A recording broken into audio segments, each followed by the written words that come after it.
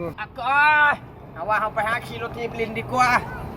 เมื่อยแหงอะไรเรือคงเบียนมานี่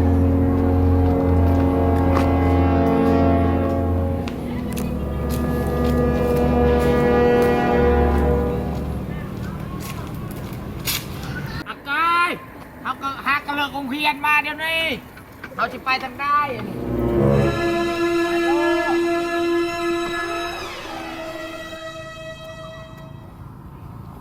เชี่ยวอ่ะก้อยเขานั่งน้ำแน่เขาชื่อว่ามีคนตามเขามาเมื่อยแหงอะไรรถทีมเขาก็ดึกทีม สิบนางไก่ในโซน โชว์ตกตลอดรถทีมกะก้อย เศรษฐกิจแห่งตัวตามหนีอะไรเลย เขาขอนั่งนำกระไดตี จับผมจะได้เลยยี่ห้างคำโบราณนี่ยังเมื่อบานนี่ยังเมื่อบานเลย ไอเวียคือมาอยู่นี่ นางเสาเลยหาเงินหาคำอะไรดี เล็กเจ้าเก็บเล็กเท่าได้ดิ เก็บไปเลยเก็บในตรงหน้าดิ อ่ะก้อยเขาบอกว่าจะเปลี่ยนแน่เช่าชาเก็บเล็กแถวทุ่งนามันบรวยดอกไอเวียเขารู้สึกระแวงแหงอะไร จะแหวง เขามีคนตามเขามา ไอ้ยี่ตามมึง อ่ะก้อยตายแล้ว กับประเทศในตอน ไอเวียมันมาแล้ว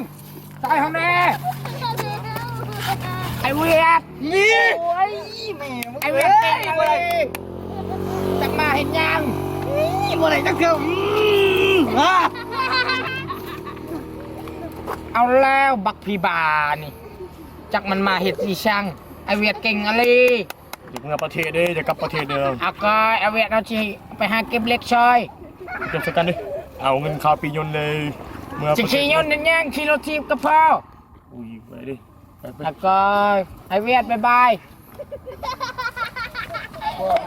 เขาก็เขาชิมเมื่อได้อยากแต่หาย ลูกไก่กู เขาบอกได้ดึงก็ยังหายดึงขึ้นอีกชงดึงขึ้นดากมันแอนคักกะลี